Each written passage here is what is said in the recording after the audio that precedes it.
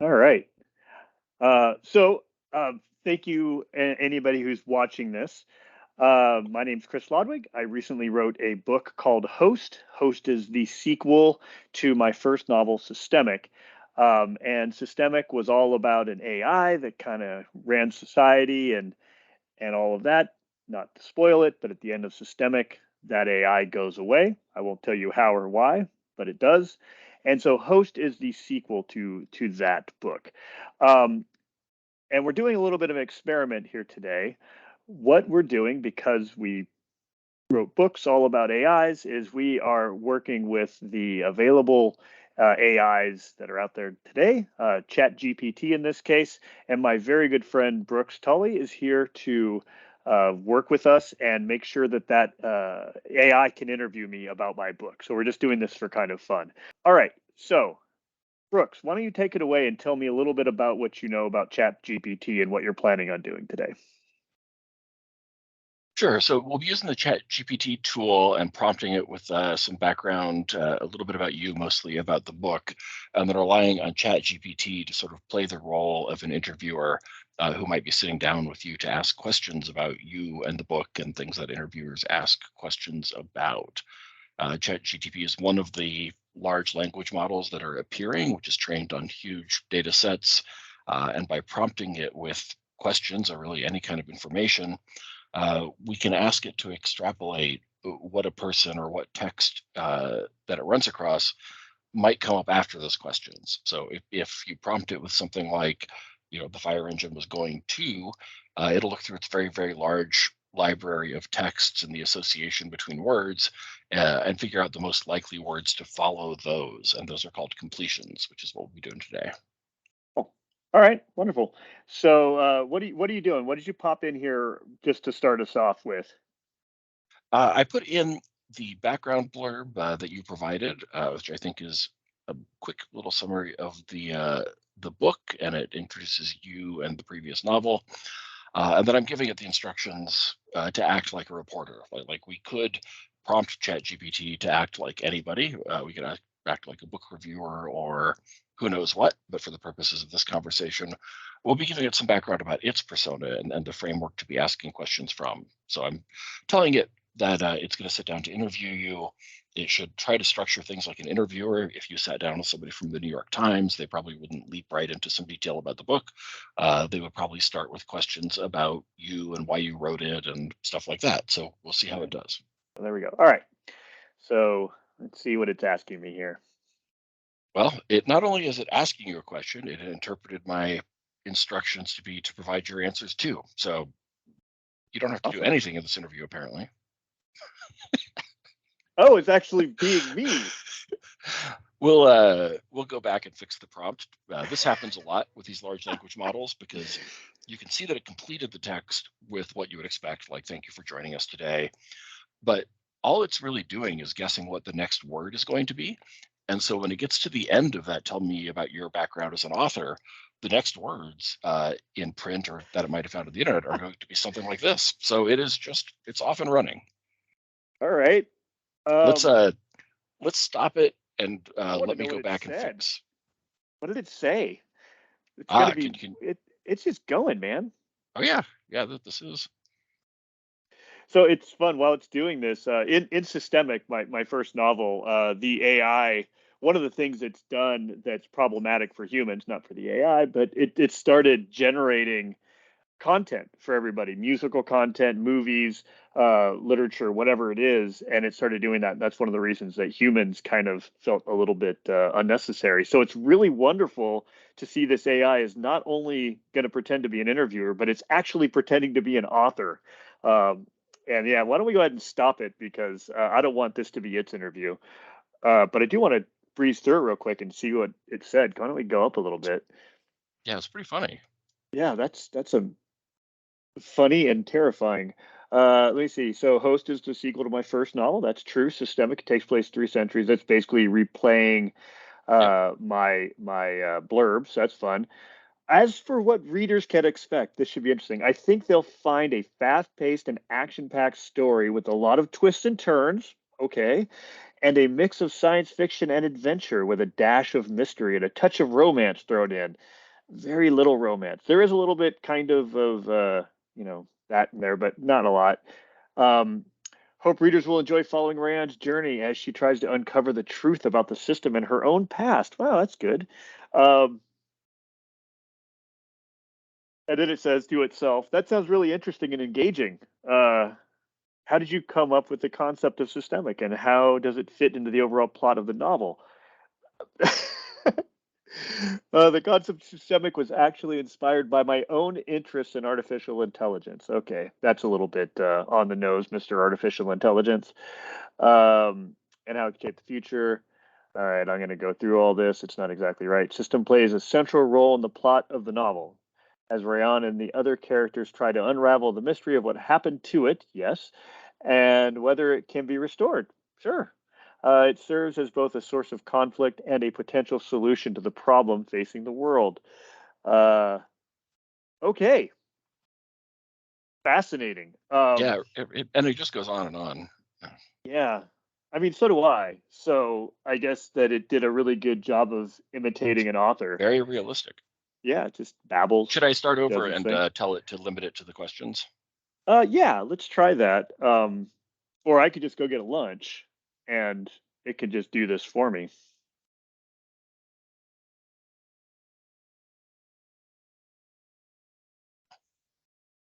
You can often kind of prompt these things by what to do and what not to do. So I'm saying only ask questions and do not complete Chris's responses. But we'll see. Okay. Can you tell me a little bit about yourself and your background? What inspired you to Uh, become a writer? Okay, it's just going to ask me how many questions, like 50 of them? yeah, this is another way that these things can go wrong sometimes. I wasn't very specific, and we're hoping to do a kind of question answer format, but it's just going to go off and ask a million questions. So let's go back and fix the prompt yet again. So I'll say, as general questions, start with one question. There we go. There you go. Let's see what happens now. It's funny that it's doing such a good job that we're having to tell it to not do such a good job. Right. That's kind of a weird and terrifying fact. Okay. Can you tell me a little bit about your background and how you got into writing? Sure. So, uh, going way back to college, I was a comparative history of ideas major, which no one's ever heard of, but that made me do all the thinky stuff. And then I got into the technology industry back in the mid 90s when they needed anybody with a pulse. And so they let even comparative history of ideas majors in. And I started at Microsoft and pretty much taught myself everything I know about computers on the job. Um, and I've always kind of been a writer. I took a pretty big hiatus right after college because I started playing in bands, I started working and doing all those things. I had a family. And then many, many, many years later, about 5 years ago, 6 years ago, when I started writing Systemic, I was just on the bus and my phone died and my computer died and I had an idea that just popped into my mind, an image of a woman standing in a large valley, overlooking a large valley in a river, and I just described it, and I just kept going and going, and 9 months later, I had a book, and then I edited it for 2 years. But that's how I got into writing, and I just found that I quickly formed a habit of writing, and I just kept doing it from there. All right, let me bring that over into the conversation. Huh. What inspired you to write Systemic and its sequel, Host? Was there a specific event or experience that sparked your idea for the stories? Okay. Um, well, really, the thing that inspired Host was the end of Systemic. I left it kind of open. At the end of the book Systemic, the AI knows it's going to die. And so it leaves a very large book of instructions, sort of a how to run society when I'm gone, because people have pretty much forgotten how to run society. And so it gives them a nice big tome. And so I had in my mind, even when I was closing off Systemic, the idea that you can fast forward a couple centuries and nothing has really come back. And what would it be like to have a large instruction manual for society? Who would own that book, and what would those people do? And so I came up with the idea that there were these traveling professors that walk around, and sort of akin to how in the Middle Ages there were, Punch and Judy shows and minstrel shows that would go around from town to town. It's very much like that, but these professors go and teach people how to, effectively run their lives. And that was the inspiration for it. So let me see if we can grab that and see what it thinks of that.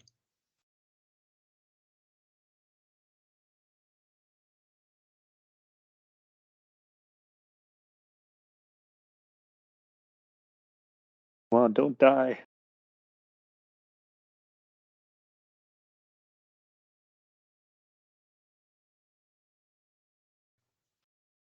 So there you go. It's got a question. All right. So here we go. For those of you at home, we just our higher order AI kind of was failing, so we went down to a layer below it. It sounds like, and replayed the conversation. So that's why the user experience has changed. What message do you hope readers will take away from Host?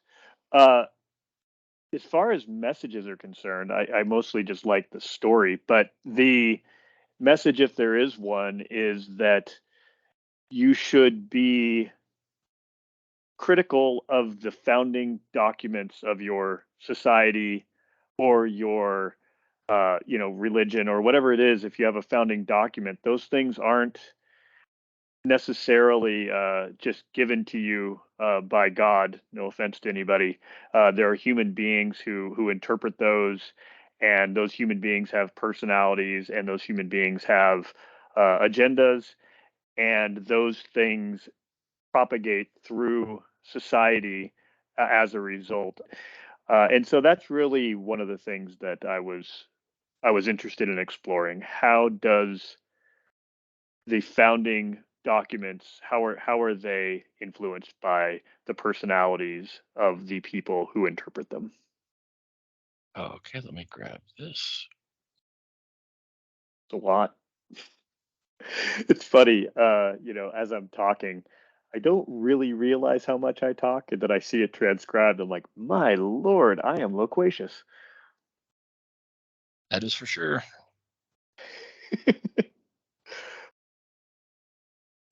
What was the most challenging aspect of writing Host? Um, when I wrote Systemic, I was writing by the seat of my pants. I just kind of flowed with it, and that made it very easy to write. And with Host, I decided I wanted to try a different writing style, and so I outlined it a lot. And just going through that extra iteration of outlining, uh, that was a challenge. Just to sort of artistically, that was a challenge. But editing is actually really hard. I had a very, very good editor. My cousin Christy actually is an editor, and she stayed on top of me, and she made sure that I was, uh, you know, the the structure of the book was what we needed it to be. The characters were consistent. Just going through um, and ironing all of that out. With Systemic, like I said, I just started and I wrote until I was done with the story. And Host, I actually had a plan, and the plan and the output were so incredibly different from each other that just that iteration was tough. Okay, I'll pull that across. You should change your question so that it starts being. Can do You that. know, what do you want to? You might want to give it some character. Yeah, let's give it some character. Yeah.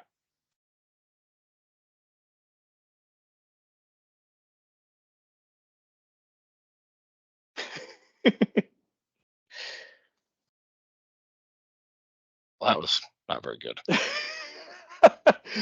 I'm not going to answer this question, but it's funny.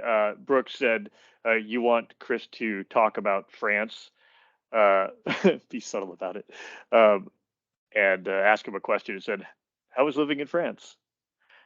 Um, Oh, and it's off trying to provide the answer for you again. I think that's I, too oblique for chat or for GPT okay. to handle. Let's go I, back. I do like watching it answer for me and how nothing makes you feel like a boring normal human being than having an AI answer for you and being accurate. It didn't really take my cue. I don't know if you guys could see that, but what Brooks said is, you don't believe Chris is being honest with you. Ask Chris the next question. Make it a difficult question is now what he's saying. So let's go see what he's. All right. What's he gonna do? All right, that's fine. So what it's saying is, what motivated you to write a story about a character such as Rayanne, who is so different than the average protagonist? This is actually a fine question. Um, so Rayanne is she's neurodivergent. She gets kind of overwhelmed by input. She has some sensory issues, um, and what really started me writing about that had to do with some friends of my daughter's who were unique individuals with who were really really brilliant and had challenges with sensory input, and they had certain attitudes and actions and things like that, and I was very interested in them as people, and taking that and trying to say, if there's no gigantic AI that processes everything in the world, if that's gone and you're trying to recreate that with humans, which is kind of what the professors are doing. They're trying to recreate society as though there is somebody who could make really good, complicated decisions, but we don't have computers anymore. You're going to rely necessarily, I think, on people who have different modes of thinking and different modes of interacting with the world. And so I was very interested in her and the social challenges that she would have because of that neuro not being neurotypical, and how that same sort of mind would be very useful for a different purpose, which is to help process all of the information that you would need in order to uh, replicate the complex modeling and thinking of a very large computer. So that's where I came up with Rayon. See if we can prompt it the same way.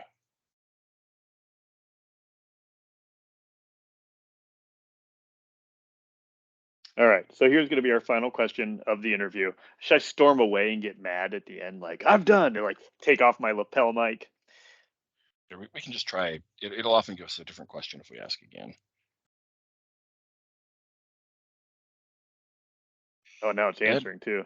I know it just loves doing that. That it didn't used to do that so much. This is kind of a new behavior from it. It's Okay, it's so it's let's just use the basically, question. is that called AI splaining? Like, listen, I'm going to ask you a question and then answer it for you. Maybe. All right. How did you ensure that the themes and host were explored in a meaningful and authentic way? Well, again, I'm going to go back and say a lot of that had to do with my editor.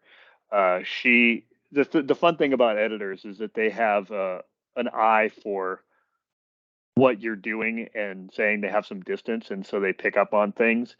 And just doing a lot of iterations with my editor where she would say, I've noticed this theme, we should develop this theme or that theme, this place in this conversation or this scene would be a really good place to re-echo your fundamental theme in the book. And so it was really very much a collaboration with my editor.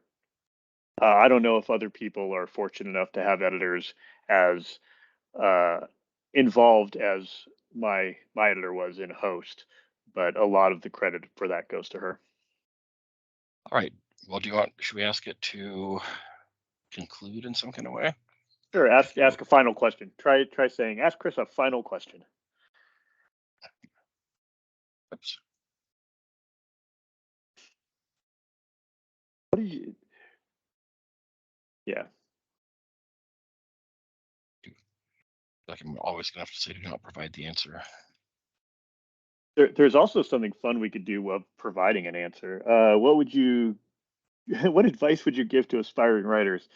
This one's pretty easy, and so much so that it's kind of boring, which is write.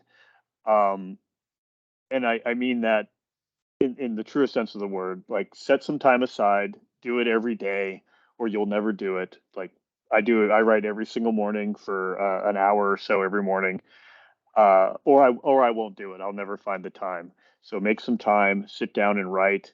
Don't be afraid to write crap. You absolutely will. And get a story down on paper and fix it later. All the advice I've seen from really excellent writers who I trust say the same thing. Get all that stuff out of your head. You will surprise yourself with the story that comes out of your head, and you can always go back and fix it later. In fact, you have to. But writing as quickly as you possibly can on your first draft is the best thing you can do. Cool, man. Well, should we call Well, that good? let's do one more little experiment. I'm curious, since I'm writing the final in this triptych, this series. I'm curious to know how it would end the series. I know what I'm doing, or at least I think I do. Well, what do you think it would do? Like, ask it to describe book 3 in this series or something, So, like, let's say we'll say that's the end of the interview. based on what you know of book Yeah. 1 and 2. What would book 3 be? There we go. See what it does. In book 3, all right, when it's done, I'll read this out loud so people can hear what it says. Oh, it's actually writing book 3. Okay, is it done? In book 3 of the Systemic series, the world has been transformed by the knowledge contained in the system's book of arcane knowledge. Rian has harnessed her remarkable mind to restore the system to its former glory. She and the professors have formed a new society that relies on their teachings and the power of the system. Ooh, I should write that one. Rayanne and the professors continue to travel the world, teaching people how to use the system to better their lives. However, they soon realize that the system has become a target for those who seek to control and manipulate the masses. Rayanne and her allies must confront the forces that threaten the system and protect its knowledge from those who would use it for their own agenda. Meanwhile, Rayanne, this is really good. Oh, this is terrifying. Meanwhile, Rayanne must also come to terms with her newfound power and the responsibilities that come with it. She must learn how to use her knowledge for the benefit of all and how to use the system responsibly. In the end, Rayanne will have to make a difficult choice between protecting the system or allowing it to be used for selfish gain.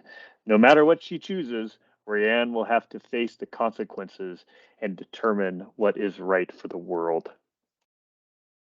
Would you read that book, Brooks? Yeah, sounds pretty good to me. I'm a little puzzled by the she has to make a choice between protecting it or allowing it to be used for selfish gain. But Yeah, I mean that's that's, AI for you. well, it's also standard plot structure. It doesn't know what choice A or choice B is, and it kind of did its best, but it knows there has to be a choice, and so Yep. it's, yeah, that's pretty fascinating. Um, all right, well, that was a fun little experiment. First, I'd like to thank Brooks uh, for doing this. That was a lot of fun.